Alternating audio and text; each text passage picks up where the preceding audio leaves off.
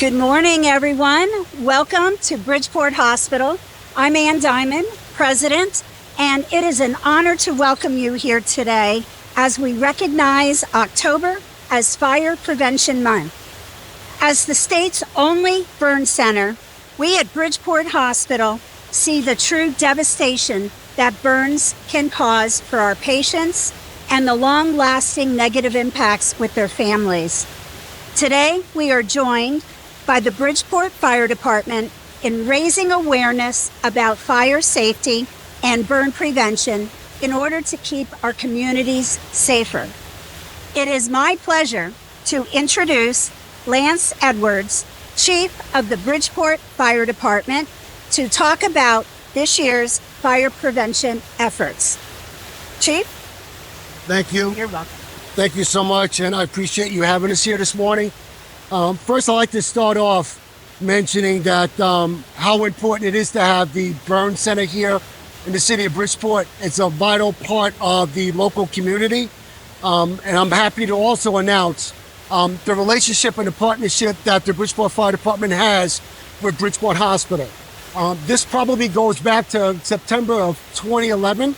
I have a retired Assistant Chief Sal Emmanuel, him and his wife, who at the time was a burn center nurse, were very passionate about trying to enhance the office space and the capabilities of the burn center.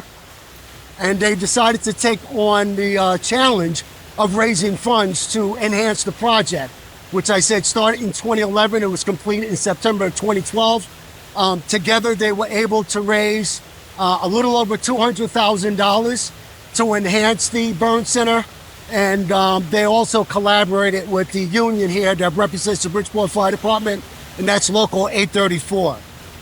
As we all know, October is Fire Prevention Month, and every year the National Fire Protection Agency comes up with a new theme. And this year's theme was, make your smoke alarms work for you. A very simple theme, but one that's very, very important and so vital here in the city of Bridgeport. I'm also happy to announce we've been lucky and fortunate to have a very successful smoke alarm program, which started back in 2005. And today we have installed a little over 90,000 smoke alarms here for residents here in the city of Bridgeport. That smoke alarm program is available to all city residents that own a single or two-family home. We also provide installation in 3 families as long as it's owner-occupied. Again, we have installed over 90,000 smoke alarms, and there's no doubt in my mind that we've prevented injuries from occurring and also saved a lot of property and lives. Lastly, I'm happy also to announce we all understand the importance of fire prevention education and really how important it is to start that off with the youth. The Bridgeport Fire Department is about to take ownership of a 27-foot fire prevention trailer. This is something the department has never had. So we'll be able to embark on our new fire education program targeting residents and especially children here in the city of Bridgeport, making sure they understand the importance of having working smoke alarms in their home. We'll be able to simulate kitchen fires, and we're very, very happy to take ownership. This should take place within the next 2 to 3 weeks. Be prepared to see this fire prevention trailer out and about in your community. At this time, I'd like to introduce Dr. Alisa Salvatore, the director of the Connecticut Burn Center here at Bridgeport Hospital. Thank you very much, Chief Edwards, and I'd like to express my thanks for the support and partnership that we've had from the Bridgeport Fire Department. We all appreciate that very much. So here at the Connecticut Burn Center at Bridgeport Hospital, we admit about 230 patients a year and see thousands of patients who come through our emergency department and through the burn center. And it's worth pointing out and reiterating that burns are traumatic injuries, and even the smallest burn can be life-changing. Many of the burns that we see are on people's faces or hands, and these are the parts of our bodies that we present to the rest of the world.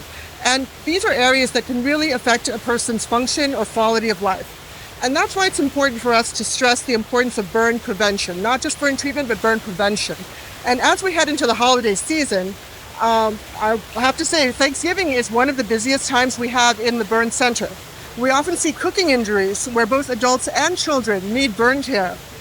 Some suggestions are that people should watch when cooking with long sleeves and just make sure that those sleeves are out of the way of the stoves.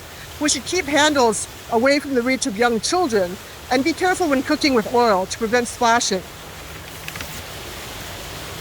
Another source of burn injury in these cooler months are outdoor fire pits and bonfires.